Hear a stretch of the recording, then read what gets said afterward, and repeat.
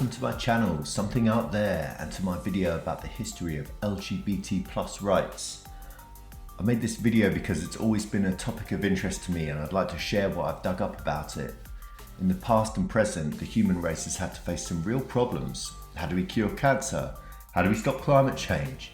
How do we end conflict in the Middle East? These are hard problems to solve. Either they're technically very difficult to solve, or they require concessions to be made by multiple large groups of people at the same time. For an example, treating heterosexuals and LGBT plus people the same shouldn't be a problem, and yet it is. In this video, I'm not going to dive into why it's a problem. Instead, I'm just going to share the facts of the problem. Let's start with how many people in the world are LGBT plus. In fact, hey, let's just start with what LGBT plus means.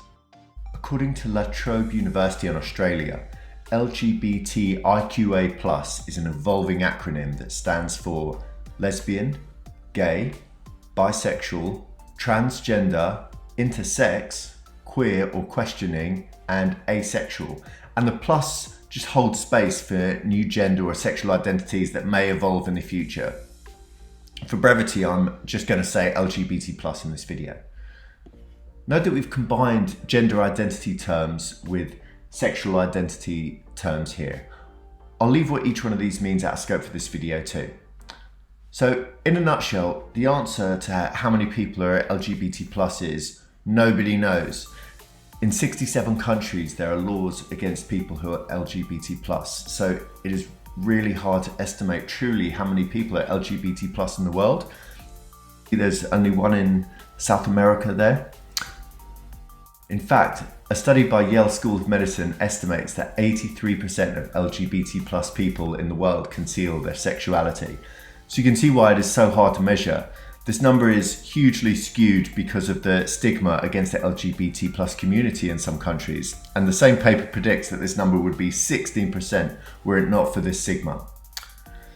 So there's a huge study done in April 2021 by IPSOS across 27 countries.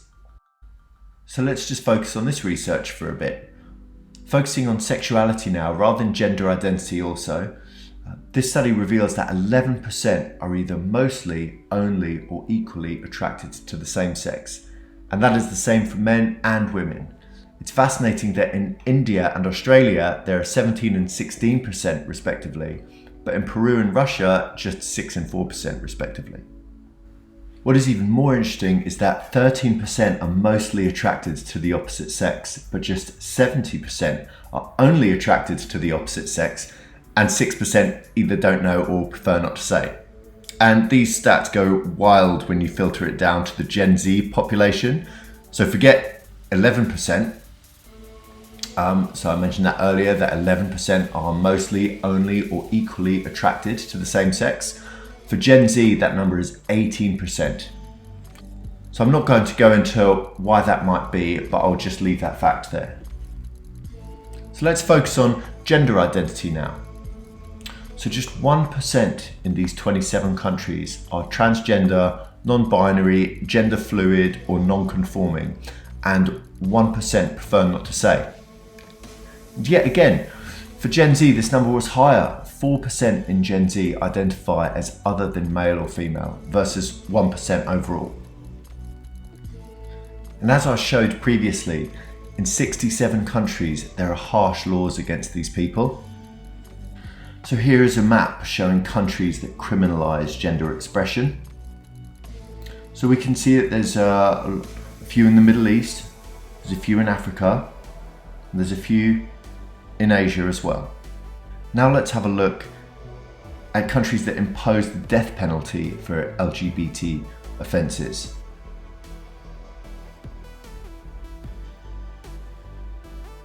So here there's a few less.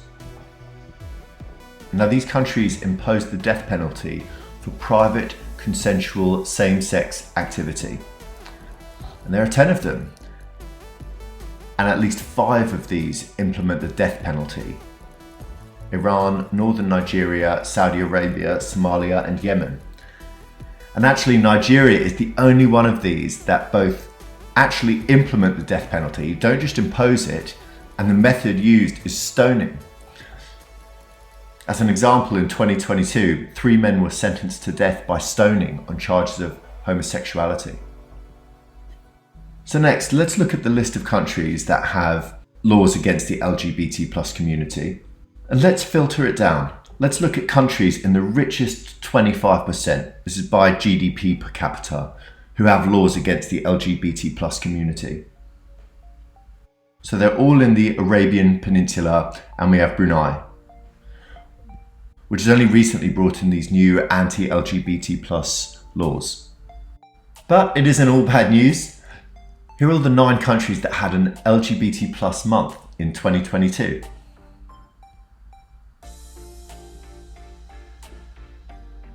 Now let's focus on the rights of LGBT+ couples to marry. The Netherlands was the first country to do it in the year 2000, and since then 32 countries have legalised same-sex marriage. Same-sex adoption is also changing. In 2023 there are 34 countries where joint adoption by same-sex couples is permitted. Who was the first? In the US, New Jersey was the first state to allow same-sex couples to adopt jointly statewide in 1997, and the last state in the US, if you're interested, was Florida in 2010. It's ambiguous which country actually got there first. Certain jurisdictions in the US and Canada began legalizing it between 1993 and 1996, but the first couple that were legally allowed to adopt anyway in the US was John Holden and Michael Galluccio of Bergen County, New Jersey, who jointly adopted a 2-year-old boy who they had cared for as foster parents since he was 3 months old. So there's my little video about where we're at with LGBT+ rights. I hope you enjoyed it, and if you like my channel, go ahead and subscribe.